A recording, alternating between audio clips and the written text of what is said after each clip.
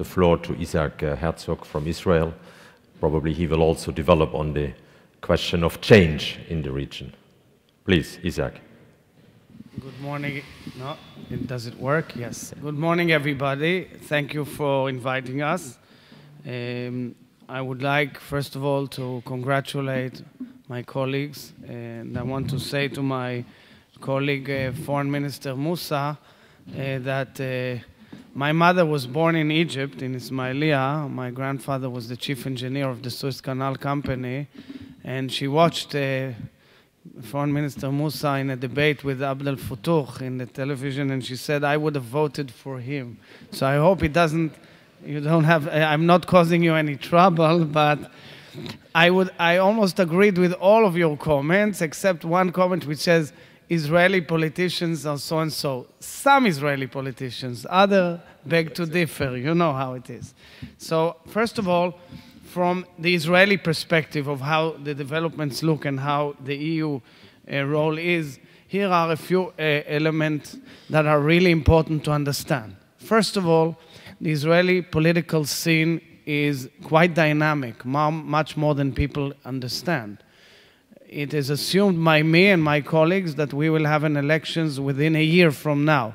The latest would be November 13th in 2013. But we assume that it won't last longer than a year from now. We were in an election process, which were to culminate in September.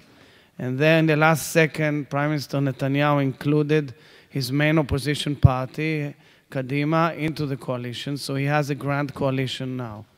However, as we are in the family of social democrats, I need to reiterate that my party, the Labour Party, which was almost obsolete in the early beginning of 2011, has taken on an impressive recovery. We had an election process for the leadership of the party in which I participated. I lost to a lady, newcomer in our political system, a journalist. Her name is Sheli Yachimovic, and we worked together extremely well, despite the fact that we competed. But this type of superb book is her agenda within the Israeli public, which means the social, democratic, or social justice. Now let's understand. We are questioned time and again by our friends from Europe and elsewhere. Why aren't you raising the Palestinian-Israeli conflict as the main issue? So I have news for you. This brings more voters than the Israeli-Palestinian conflict. It does not derogate from the importance of the conflict and the need to solve it. But when it comes to what people are looking for all over the world, the idea of pure social democracy is of huge importance to the Israeli public. And last summer, in one night, in one square, 5% of the national population gathered together and with an outcry for social justice, an amorphic idea which stems from social democratic values, people who never voted Labour or center-left, but they came to the square because they want a better redistribution of wealth. 100 years after the Bolshevik Revolution, a new idea emerged, a fairer distribution of wealth. Now you may say, look, this is kind of denying the real issues on the table. No, it means that the public is looking for other things as well.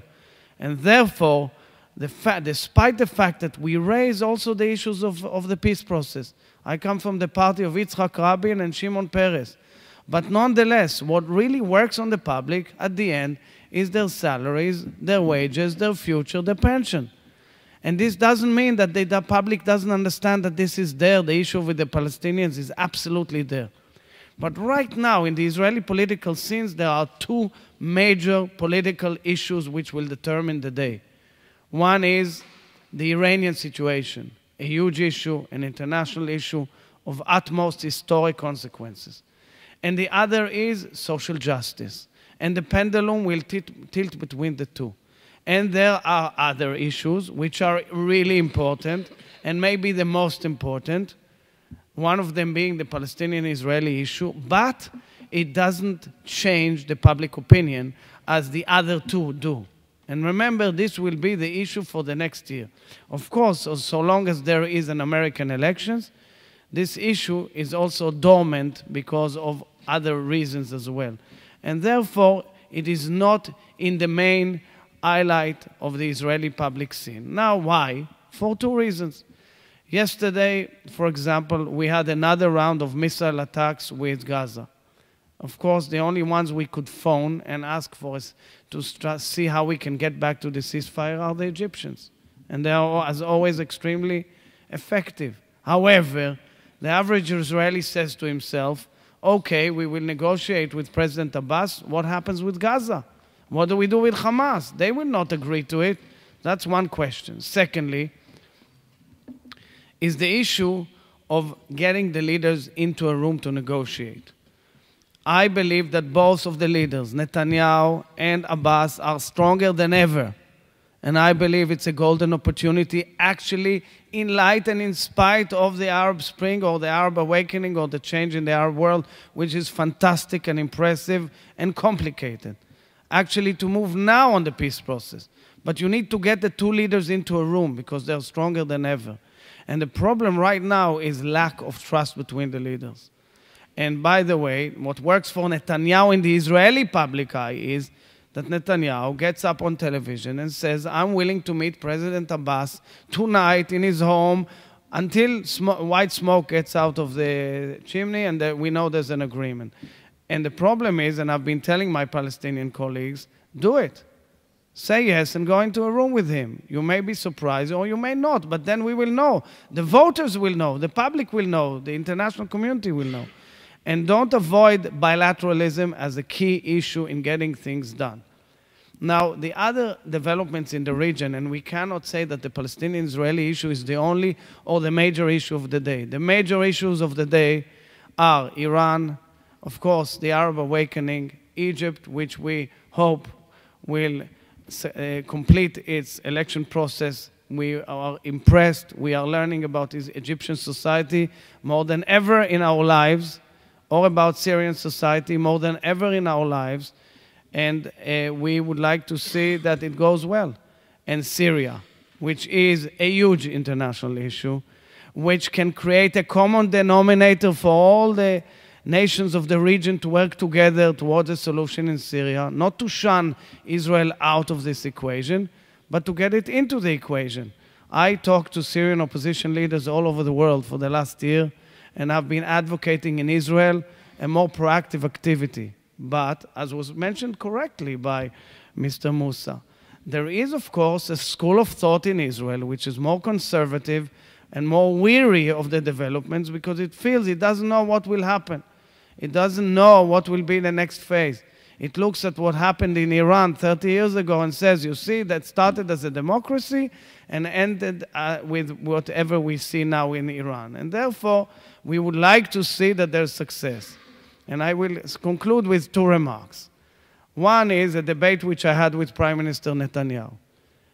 When we pulled out of Gaza in 2005 and we uprooted settlements and we took the settlers out, I was Minister of Housing then.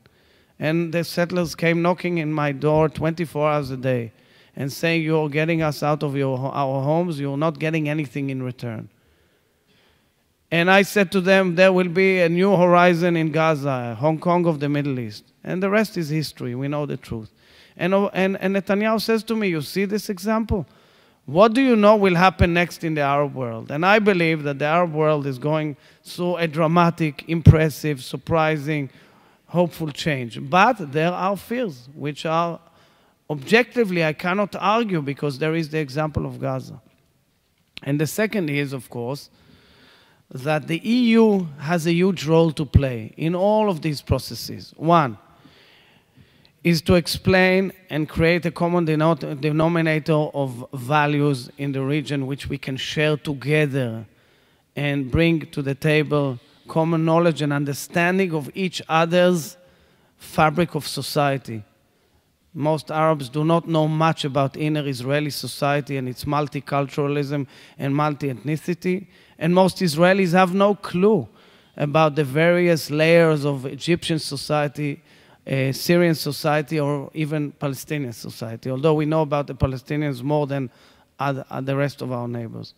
And to create a vision of a future Middle East is to know each other's life. Secondly, the EU can create common convergence of interests which work together well, including Turkey and Egypt, with Israel and all the neighbors, for example, on the issue of Syria and its future. We are neighbors with Syria, so is Turkey. We have a direct interest in what happens in Syria, but with the friends of Syria, we're outside. And I think we should be inclusive. And lastly, of course, promote, push, and press, and get all the parties concerned into continuing the process and getting the two leaders into a room, closing the door, and say you're not coming out until there's an agreement. Thank you very much.